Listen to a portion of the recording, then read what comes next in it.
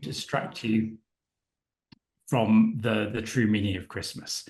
You are able to think of things which are the noise, which is we all understand that Christmas is a super stressful time for many, many people. And there are lots of things which are extra in our lives in that time.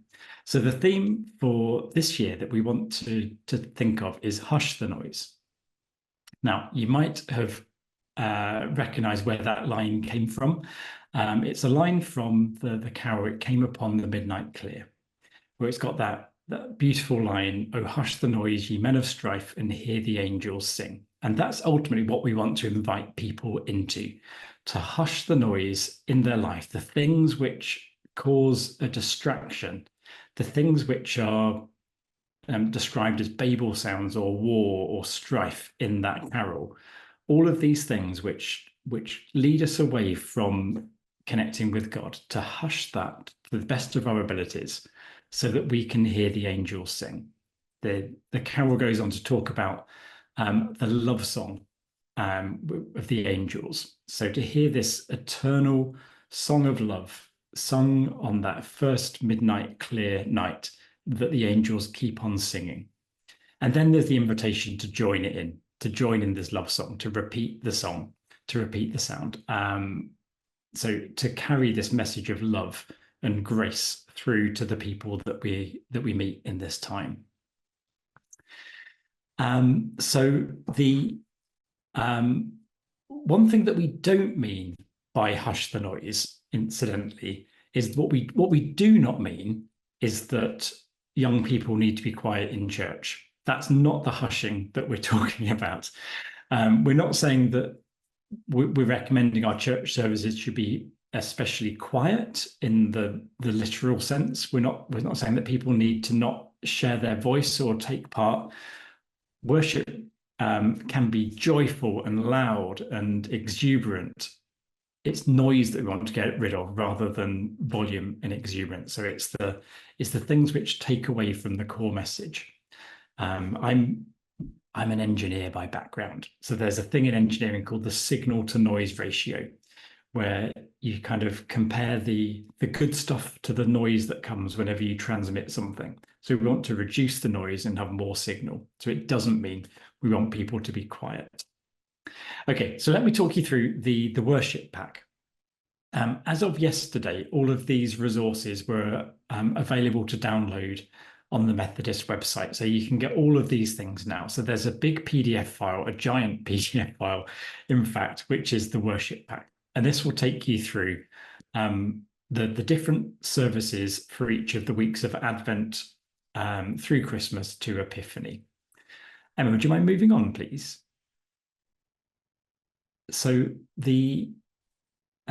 each of the weeks of the months through Advent and Christmas, we've tried our best to give each one of them a theme which is drawn from the carol "Came Upon a Midnight Clear," which also resonates with the core gospel passage. And you can go and explore all of these things. So for instance, in Advent 4, which we've called the love song, this is the Magnificat. So as we look at Mary's beautiful hymn, we think about the idea of that being a love song. So each of the weeks has a theme that matches up with the carol. So if you're following this through as a church, you can get a sense of it building. Each of the themes has got like a graphical object that Lucy has illustrated for us. So there'll be a graphics pack that you can download. So if you want to do something with these, I know some of you kind of add things on to a central display each week to kind of build up a picture. So you've got all of these objects like roaring waves. The first week is the passage about, it's one of these apocalyptic passages. And it talks about the people being deafened by the waves or something like that. So it's an expression of the things which just distract us from the good stuff. So there are 4 through Advent and then 3 through Christmas, which continue to build in the same pattern. Each week there are the same kind of offerings which you can pick and choose from to shape your services if you wish to. Can you move on, please, Emma? So there's an Advent candle liturgy, like an opening liturgy that you can read out, and this particular bit is available as a separate PDF file, because we realize that quite often churches will want to print this out to give to the people who are going to do readings. It's a great way to get people involved. You don't want to have to, from the giant PDF file, pick up page 27 and 34. So we've put them all in one simple place so you can just print copies of this one. We thought this is the thing you're most likely to want to print. So that's the sort of the Advent liturgy which you can use. Each service then contains all the regular things that we've had in these worship packs in the past. So some suggestions from singing the faith and some extra songs and carols and hymns that you might want to use. There's background notes that explains what's going on in the gospel text, bit of exegesis. Again, based on feedback from last year, we've beefed these up a bit. We've made these a lot more detailed and gone into a lot more depth with these. So take or use this as you will. If you find this is too much, then don't worry too much, but it's there if you want it. There are questions for discussion. Next slide, please, Emma.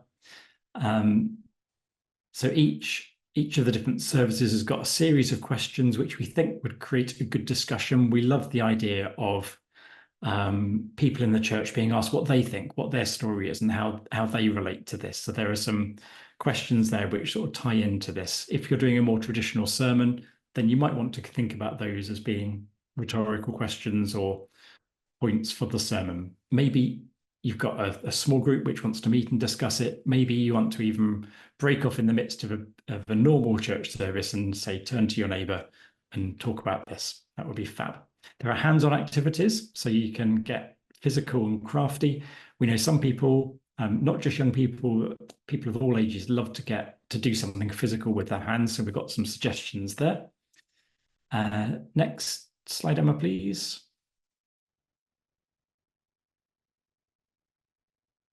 And we've also produced a separate resource, which is along the same themes, but meant to be used midweek for groups that have got children midweek. So maybe you want to offer something for kids when they're off school during the Christmas holidays. So there's this pack which gives more depth and more games and more fun things, which ties in with the Sunday themes, which you might want to use. So again, that's a separate resource which you can download from the same website. And as well as the services which follow the calendar, there are two extra ones which you can slot in anywhere if you wish to. So there's a carol service, which again can go anywhere, wherever you want to fit that in. And this is new this year. Again, this is an idea that we've had based on sort of conversations with people. The idea of a blue Christmas liturgy, a blue Christmas service. Emma, you wrote this. Do you want to explain some of your thinking behind this? Yeah, this was something that came out of some of the feedback that we got from last year's Advent and Christmas campaign. I believe I'm right in saying, Katie can tell me if I got this right. The Methodist Church posted a number of social media posts during Advent last year, and the one that got the most engagement was the one that was about, hey, you might be finding Christmas tough. Katie's nodding, yeah, great. So we thought, this is clearly something that's resonating with people. You might have come across the idea of Blue Christmas before. Just means basically a Christmas service that acknowledges that Christmas can be really tough for all kinds of people, for all kinds of reasons. And it creates a space where those feelings can be held. So it was interesting that a few people during our icebreaker talked about other people's expectations and the stress, some of those emotions coming out around Christmas. So a blue Christmas service, it could be just a really simple, just a half an hour. So the church where I used to be a member, we called it Quiet Christmas actually, and we would have it generally midweek in the run up to Christmas. It was usually only about half an hour, very quiet, reflective. We didn't generally expect people to stand up and sing. It was, you could participate as much as you wanted, and then there was a space at the end for people to be reflective and so on. So the liturgy's in the pack, Andy, for people to take and use and adapt. And then please let us know if you use it, how you got on. Sounds brilliant. When I was a circuit minister, I used to do a thing that the funeral director in my local town suggested, actually. He said that, why don't you invite people who've had a funeral this year to a special service just before the Christmas season starts, so that they can, have something to mark the fact that this is the first Christmas without the person. So this would be another way of using that. I found that was one of the best things that we did as a church. It was a really special event always, and people really appreciated. Not everyone came, of course, but quite a lot of families did come, and that clearly meant a lot to them, that we remembered them a few months after. The other thing I just wanted to point out before I hand over to Emma is that each of the services has at the end of it a thing called the good news to land, or something, words to that effect. Christmas is obviously a time when we're likely to get more visitors potentially into our churches. So at risk of patronising, we thought we'd try and encapsulate what we think the good news is behind this sermon, what people who want to hush the noise in their own life need to hear. Encourage you all to just be bold in getting that out in whichever way that you can. Sometimes we can be a bit, our humility means we don't want to be so bold about what the good news is, but this is a great time to share what we have. We do have a message of good news. We have this eternal love song, and so be bold. Emma, back to you. Thanks, Andy. No surprise that the Evangelism and Growth team is talking about landing good news. Yes, folks, I just wanted to share a little bit now about the printed resources that are available to you. So you should, on the Christmas resources webpage, you should be able to find almost everything up already. So a little bit earlier in chat, I popped a link in, so I will pop it in again in a little bit. So it's methodist.org.uk/Christmas resources. Yes, it's Advent and Christmas, but we just kept it simple. So methodist.org.uk/Christmas resources. And if you go on that page, you will find you can download the worship pack that Andy's talked us through already. It's up there. It's enormous, but it's up there. You can download PDFs of the printed resources, so you can see what they look like, and you can download a digital file, or there's a really simple link to click to order printed resources from Methodist Publishing. So you've got a couple of different options. If you just want to keep it really simple, you click through to Methodist Publishing. You can order posters. They'll come to you printed. You can see a little thumbnail behind me. So hush the noise, join the love song this Christmas, on a big poster with a space for you to add your service information. So, for example, you might put the key service, say your carol service, the main service where you're expecting unaffiliated people to be invited to want to come. Or you might put the details of your Christingle. Let's say you're wanting to invite children and young people. And then on the right hand side, you can see a thumbnail of the postcard. So you can see on the top, the postcard has a similar design to the poster, and then on the back, there's a space again for you to add your service information. But there's also just a little bit of a snippet explaining the theme, just briefly, like Andy shared with us, explaining what do we mean by hush the noise? Christmas is really loud. How do we block out the noise and listen to that love song that the angels are singing? There's also a QR code so people can scan it and they can click through to access more content online if they want to. So 2 options: you can download the printed resources, and then you could just print stickers and add stickers to the postcard, add stickers to the poster. Or if you're a bit more confident, you're wanting to produce something a bit more professional, you can download the digital versions, and then you can have a local printer add the service information for you, and then they can print it for you. So there's a couple of different options there, depending on what is most appropriate for your context. it would be great to just pause there for a moment, and we're not going to include this bit in our recording. So there we go. I am going to share a little bit about the digital campaign that we'll be running. So this year we've been really intentional in splitting our digital campaign into 2 strands of content. So we have the content that we've made to serve our internal church audience, and the content that we're creating to meet the needs of our external, unaffiliated audiences who might be interested and open to exploring faith, but who aren't quite at that same level of church involvement yet. So we will be sharing weekly reflection emails this year to connect the campaign themes and spiritually feed the church through Advent. So that's only weekly emails. If you have previously signed up to our digital campaigns, so Christmas last year, Lent last year, you will already be on the email sign-up list for that, but we will be putting that back out there for anyone else who would like to join that. So those are weekly emails for our church audience.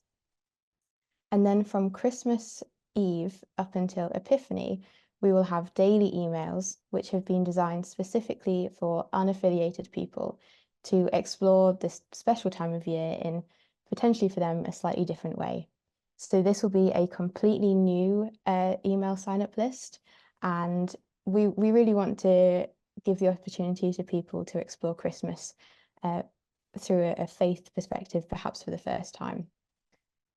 As with previous years, we will be producing the Christmas film, and this will aim to connect with people open to and exploring faith across the online world.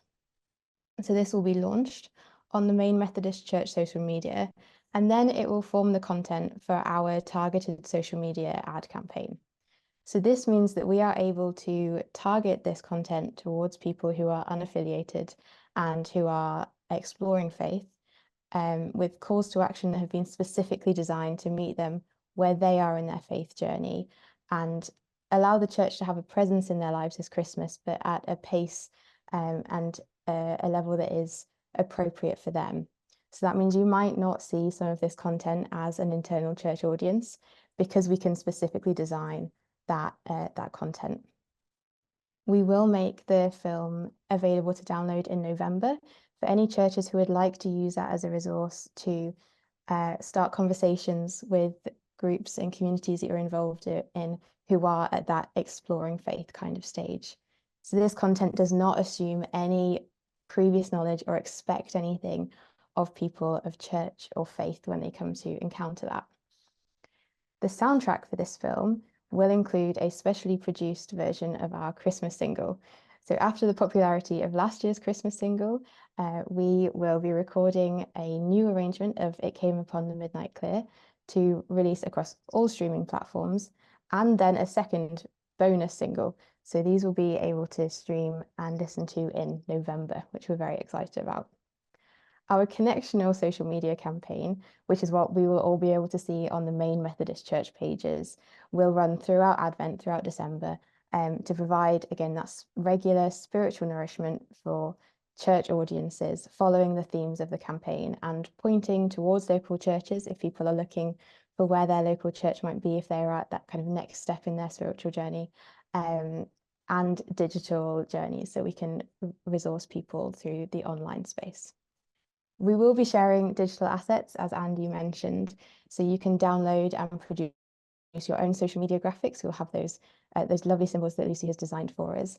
And because we want to support you the best that we can, we will also be putting together a series of social media posts that we will have already made the graphics for, and some suggested captions for, that you just need to go in and add the specific details of your services or your church to those, just to take away some of that extra work that we have to do when running our social media pages.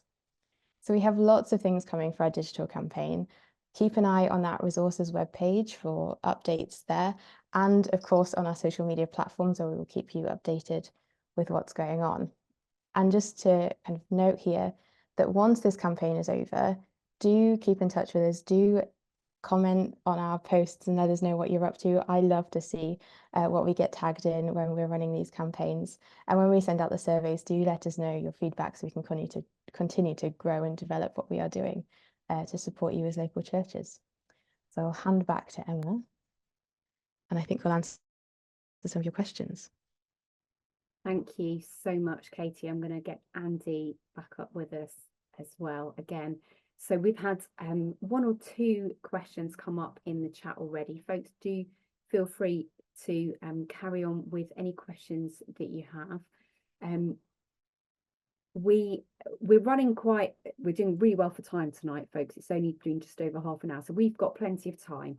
If you've got any questions that you want to ask about exactly how the resources are going to be, how you might want to use them and so on, we've got till 8 o'clock in our diary, so just let us know. We have just asked that you pop the questions in the Zoom chat, and we will keep an eye on the chat and answer them as best we can. So a couple of questions have come in already.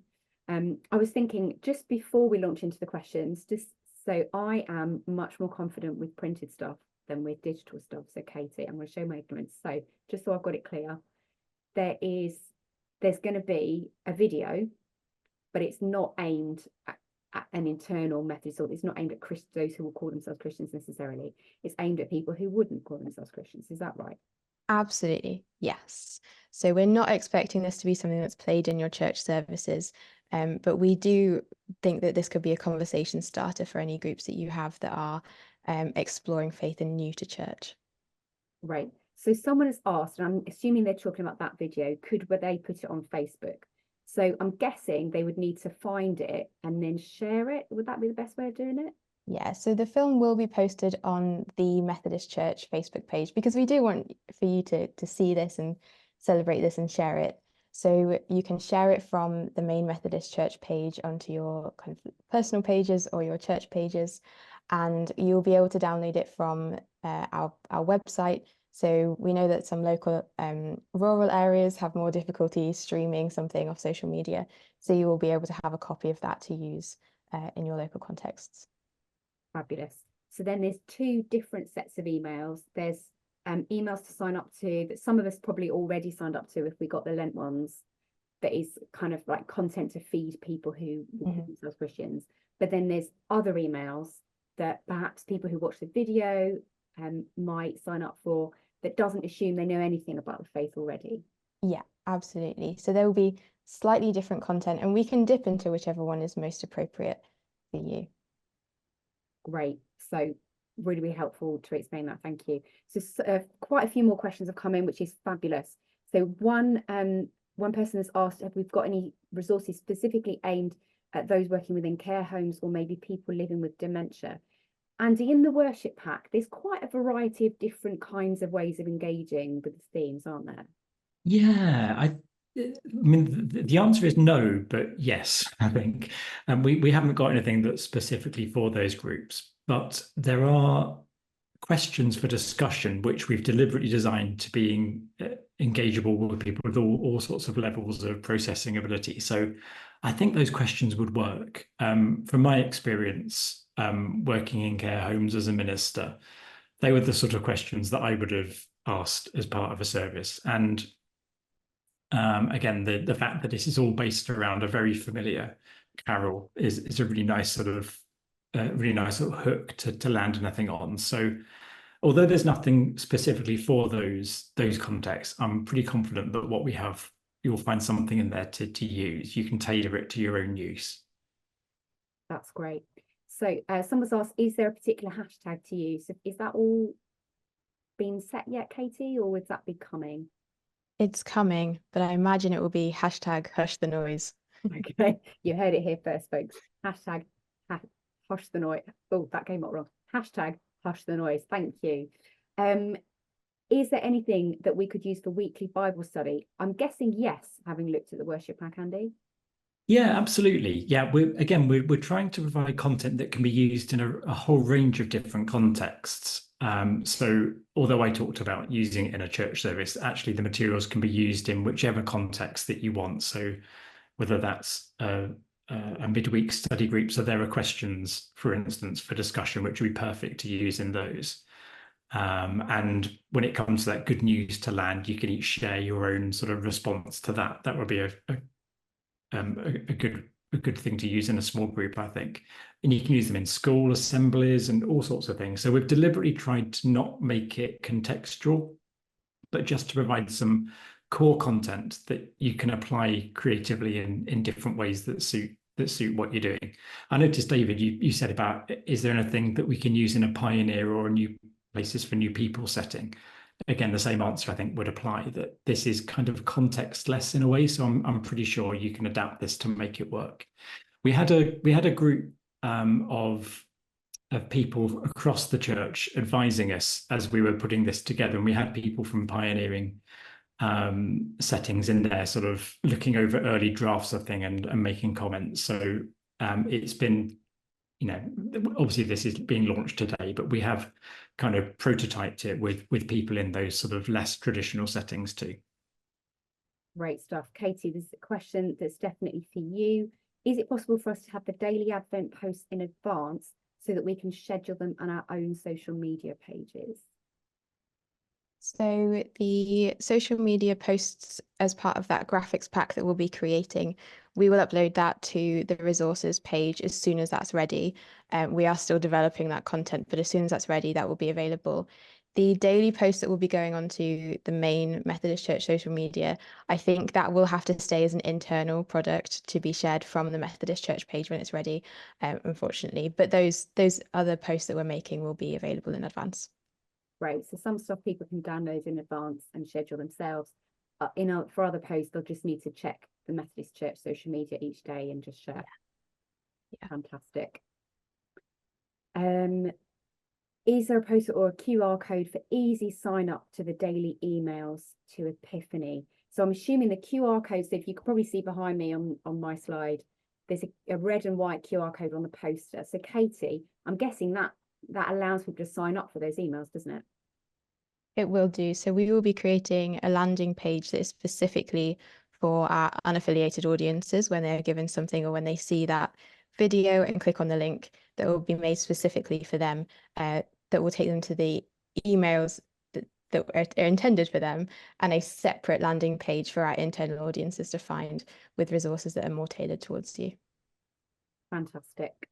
Okay. To name the two types of email. So some people I think are a bit anxious about, well, how do I know which kinds of emails they are? So it sounds like the route to sign up for them is different. So most of us will automatically get the internal emails, won't we? Yes, the hope is that those routes are separate and we have tailored the journey to the audience. But we can definitely make sure that it's really clear what you are signing up to on those sign up pages. Absolutely. Great stuff. So someone's asked, do the postcards mention the emails? I think it just simply says discover more at this QR code. So it doesn't specifically say you can sign up for emails, but it kind of says to people, if you want to know more, scan this code. So it's a kind of a no but yes, I think, for that one. Someone's asked about Christingle service. So there isn't a specific Christingle set of resources, but Andy, you were telling us about the resources aimed at children and young people. Yeah, I think no. So there isn't a Christingle one, but there is the Carol service one. I think would work in a Christingle, for a Christingle service as well. And there is that extra children's pack if you've got a particularly young group for that, they might want to add some of those extra activities in. So it's a kind of a mix and match really to make it work for you. But I think basically the Carol service would work as the Christingle. As a Christingle plan. So kind of a mix and match. Use the Carol service maybe, and include a section where you make your Christingles. Okay, someone is asking about the digital stuff. Apologies, Dave, but I think you probably put that in at a particular time when Katie just said something. I think the question is about the internal Methodist Church post. So it sounds like, Katie, if churches are wanting, say, a daily post, there is stuff they can download in advance and schedule in advance. And will be church stuff on the main Methodist Church socials. That's like bonus content. Is that fair? Yeah, absolutely. Yeah. Okay. That's all the questions that have come in so far. We can certainly hang on for a few minutes if anyone wants to pop any other questions in the chat. But I'm going to pause the recording there. Thank you all so much for joining in tonight, for sharing with us your ideas, the things that you do during Advent and Christmas, the things that the noise that gets in the way for you. And it's been great to have this time together to think about, to get ready for Christmas, for Advent and Christmas together.